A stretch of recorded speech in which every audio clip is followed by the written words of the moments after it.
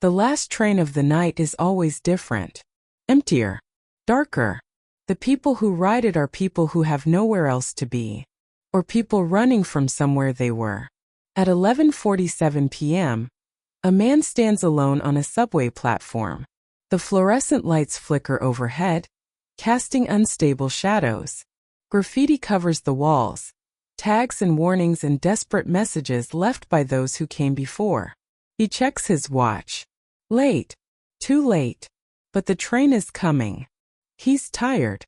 The kind of tired that comes from living the same day over and over. Same office. Same cubicle. Same tie. Same briefcase. Same train home. Tonight is like every other night. Except it isn't. The rumble begins deep in the tunnel. Growing. The sound of something massive approaching from darkness. Headlights appear. Old and weathered, the train emerges like a metal creature crawling from underground. It slows. Stops. Doors hiss open. The car is empty. Completely empty. Except it's not. At the far end, barely visible in the harsh fluorescent glow, sits another passenger. Another man. Wearing a navy blue suit. Brown briefcase beside him. Red tie. The same navy blue suit. The same brown briefcase. The same red tie. The man on the platform steps aboard. The doors close behind him with mechanical finality. The train begins to move. And as it does, he walks slowly down the aisle toward the seated passenger. Each step brings him closer to a truth he doesn't want to see. Because the seated passenger isn't just wearing the same clothes. Yes, the same face, the same haircut, the same scar on the left hand from a childhood accident, the same everything.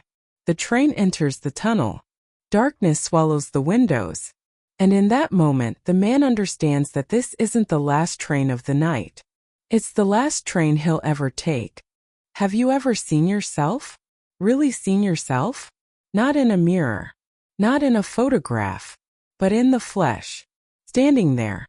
Breathing. Real. The man stops walking halfway down the aisle. His hand grips the overhead rail so tight his knuckles go white. The train sways. The fluorescent lights buzz. And the duplicate sits there. Perfectly still. Facing forward. Never moving. He wants to speak. Wants to ask, who are you? Or what are you? But the questions die in his throat. Because he knows the answer. He's looking at himself. Not a twin. Not a look-alike. Himself. He checks his own clothes. Navy suit. Red tie. Brown briefcase. He looks back at the seated figure. Navy suit. Red tie. Brown briefcase. Even the scuff on the left shoe matches. The coffee stain on the right cuff. The missing button on the jacket. Every detail perfect. His mind scrambles for explanations. Twins separated at birth? Impossible, nobody could coincidentally wear the same clothes. Hallucination? But the duplicate is too solid. Too real. His eyes can't find a single flaw in the illusion if it is an illusion. The train rattles. He takes another step closer. The duplicate doesn't react. Doesn't blink. Doesn't breathe. Just sits there staring straight ahead like a mannequin. Like something wearing his face like a mask. The train begins to slow. The first station approaching. Through the windows a platform comes into view. Empty. Abandoned. A sign reads Stop 1 in faded letters. This is his chance. Get off. Run. Escape this nightmare. But something stops him. Curiosity. Fear. Or the sense that running won't help. That whatever is happening will follow him wherever he goes. The doors open. Cold air rushes in from the platform. The duplicate doesn't move. The man stands frozen. Deciding. The doors begin to close. He stays on the train. The worst decision of his life. The train pulls away from the first station. The duplicate still hasn't moved. Hasn't acknowledged him. The man sits down several rows away, keeping distance, keeping watch. His phone comes out. No signal. No bars. The time reads 11:52 p.m. Only 5 minutes have passed. Feels like hours. The tunnel walls slide past the windows. Old brick. Dripping water. Cables and pipes. The infrastructure of the city's underground. A world beneath the world, where different rules apply. The train begins to slow again. The second station. The man stands ready this time. Ready to get off no matter what. Ready to... The doors open. And another man steps aboard. Navy blue suit. Red tie. Brown briefcase. The exact same man. The new arrival doesn't look at him. Doesn't react to the first duplicate. Just walks calmly down the aisle and sits down. 3 rows from the first. Position like points on a geometric pattern. The man's legs give out. He collapses back into his seat. Stares at the 2 duplicates. 2 versions of himself. Sitting. Still. Silent. Neither one acknowledging the other. Neither one acknowledging him. His mind can't process it. Can't fit this into any framework of reality he knows. This is impossible. Can't be happening. But it is. 3 identical men in a subway car. 3 faces that are his face. The doors close. The train moves. The tunnel swallows them again. He counts. First station, 1 duplicate appeared. Second station, another duplicate boarded. If the pattern continues, if there's a pattern, how many stations until the end of the line? He doesn't know this route. Doesn't recognize these stops. He looks at the subway map on the wall. Traces the line. 6 stations before Terminus. They've passed 2. For more stops. For more duplicates. Unless something else happens at the end. Unless Terminus means something different than he thinks. The train rattles onward. And he realizes he's not the passenger anymore. He's the cargo. Mathematics becomes horror when you understand the equation. When you see the pattern and realize you're part of it. That you've always been part of it. The third station emerges from darkness. And with it, the third duplicate. Boards without hesitation. Sits without reaction. For identical men now. For versions of the same person in the same space. Quantum impossibility made flesh. The man stands. Backs away. Presses himself against the opposite end of the car. Creates distance. But there's nowhere to go. The car is a tube. A cage. The duplicates are positioned like they're marking territory. Claiming space. Each one seated at precise intervals. He studies them. Searches for differences. Any flaw. Any proof that they're not perfect copies. But there is none. Each one has the same slouch in the shoulders. Same wedding ring on the left hand. Same scar on the right eyebrow from the accident when he was 12. They're not mimicking him. They are him. The train arrives at the 4th station. He positions himself at the doors. This time he'll run. This time he won't hesitate. The pattern can continue without him. He'll break it. Escape it. The doors open. The 5th duplicate stands on the platform. Waiting. Blocking the exit. They lock eyes. Original and copy. Or is he the copy? How does he know he's the first? Maybe he's duplicate number 4 and doesn't remember boarding. Maybe his memories are fake. Maybe. He stumbles backward.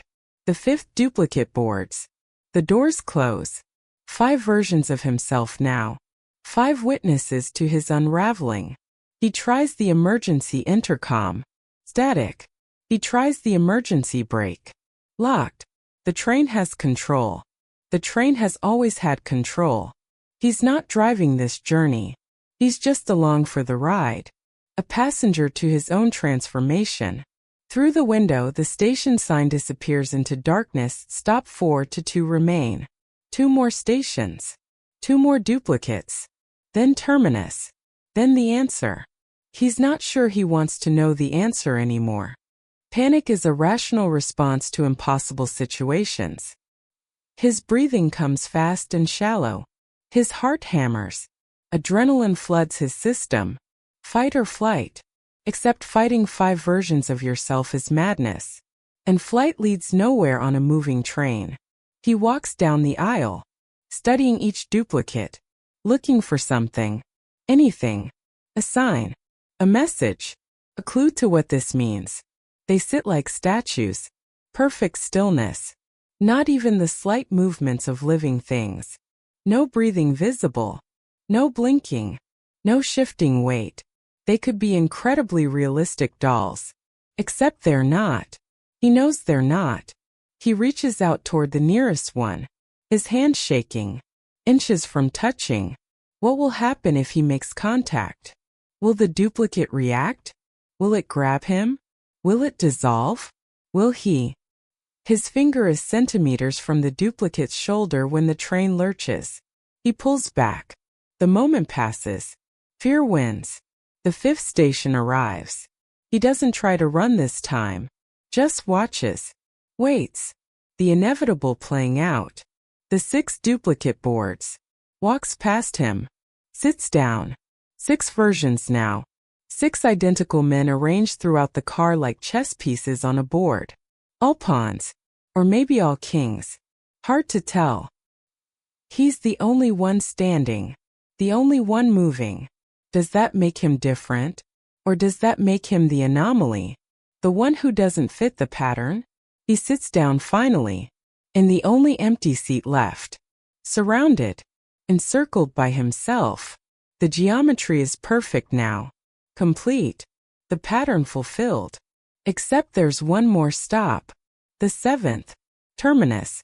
His seat is positioned in the exact center of the car. Equidistant from all 6 duplicates. The 7th point in a 7-point configuration. The final piece in whatever this puzzle is. The train moves through absolute darkness now. No more tunnel lights. Just the fluorescent glow inside the car. 7 men in a metal tube hurtling through nothing toward something. Time distorts in the underground. Minutes stretch. Seconds collapse. He doesn't know how long they've been traveling. His watch still reads 11:52. But that can't be right. Unless time stopped. Unless time doesn't work the same down here. He stands. Walks slowly down the aisle. Past each duplicate. Studying them like exhibits in a museum. The museum of self. Each one a perfect specimen of him at this moment. This exact moment. Frozen in time. Or maybe he's the one frozen. Maybe they're the ones living and he's the ghost. The echo. The last image of something that already disappeared. He stops in front of the 3rd duplicate. Leans close. Stares into its eyes. Brown eyes. His eyes. But empty. No consciousness behind them. No soul visible. Just vacancy. Like looking into the eyes of a corpse. Or like a corpse looking into the eyes of the living. The train begins its final slowdown. The 6th station. The last before Terminus. He doesn't react anymore. Just watches. Accepts. Whatever happens now will happen. But no one boards at the 6th station. The platform is empty. The doors open to nothing. Darkness beyond. A station that exists but has no purpose. The doors stay open. Waiting. He could walk out into that darkness. Step off the train into nothing. Would that be escape? Or just a different kind of terminus? He stays. Of course he stays. The pattern isn't complete. And some part of him, the part that always had to know, always had to understand, needs to see how this ends. The doors close. The train moves. Final approach. Terminus ahead. Whatever terminus means. Whatever it holds. The 6 duplicates remain motionless. But something has changed. A tension in the air. A charge. Like the moment before lightning strikes. Before thunder breaks. Before everything ends or everything begins. He returns to his seat. The center position. The 7th point. And waits. The train enters a different kind of darkness. Not the darkness of tunnels. But the darkness of nothing. Have you ever been looked at by yourself? Not in a mirror where you control the angle and the expression, but truly seen, observed, judged, by your own eyes. 6 versions of his face stare at him, 6 sets of his eyes, all focused, all seeing. For the first time since they appeared, they acknowledge him, recognize him, and in that recognition a question forms. A terrible question with no good answer. Which one is real? The original assumes he's the original. But what if he's not? What if he's duplicate number 7 and doesn't remember boarding at an earlier stop? What if memory is the only thing that makes him think he's first? The duplicates stand, all 6, in perfect unison, like puppets pulled by the same strings, or like soldiers responding to a silent command. They don't move toward him. They move toward the doors that open onto infinite white. He stands too, not because he chooses to, but because something compels him. The same force that makes the duplicates move. The gravity of Terminus. The pull of whatever waits beyond. They walk, all 7, down the aisle, toward the doors, toward the white. He's at the back of the procession, last in line. Or is he? Does order matter when all 7 are the same? The white grows brighter. Painful. He wants to close his eyes, but can't. Must witness. Must see. The first duplicate steps off the train, into the white, and dissolves. Not violently. Just ceases. One moment solid. Next moment light. Gone. Integrated into the white. The second follows. Same result. The third. The fourth. Each one walking voluntarily into erasure. Into whatever the white represents. Death? Transformation? Return to source? The fifth. The sixth. Only 2 remain. 1 duplicate. 1 original. Or are they both duplicates now? Both originals? The distinction lost. The last duplicate turns. Looks at him. Makes eye contact. And in those eyes, his eyes, he sees understanding. Sees recognition. Sees inevitability. The duplicate mouths 3 words. No sound. Just lips moving. You're me too. Then turns and steps into the white. Dissolves. Joins the others. Becomes light. He stands alone at the threshold. Train behind him. White ahead. The choice presented. Stay on the train that will return empty to the city. Return to a life that might not be his. Might never have been his. Or step forward. Into the white. Into the answer. His foot moves. Not his decision. The pattern demands completion. 7 duplicates. 7 points. 7 must dissolve for the equation to balance. He steps onto the platform that isn't a platform. Into the white that isn't white but everything and nothing. The light fills his vision. His body. His consciousness. He feels himself dissolving. Feels the boundaries of self-erasing. And in that moment of erasure he understands. There was never a train. Never a journey. Just a mind fragmenting. Consciousness dividing. Self splitting into 7 pieces. And this terminus is integration. Return to wholeness. Death of the fragment so the whole can live. The white consumes him. He lets it. Becomes it. Stops being. The subway car sits empty at terminus. All 7 men gone. The doors close. The train reverses. Returns to the tunnel. Returns to the city. Ready for the next passenger. The next fragmentation. The next journey to nowhere. In the city above, a man wakes up in his apartment. Checks the time. 7 a.m. Same as always. Gets ready for work. Same routine. Puts on his navy blue suit. His red tie. Grabs his brown briefcase. Tonight he'll take the last train home. Like he always does. And maybe tonight he'll notice the other passengers. The ones who look like him. The ones who have always been there. Waiting for him to see them. The train always remembers its passengers. Even after they forget themselves.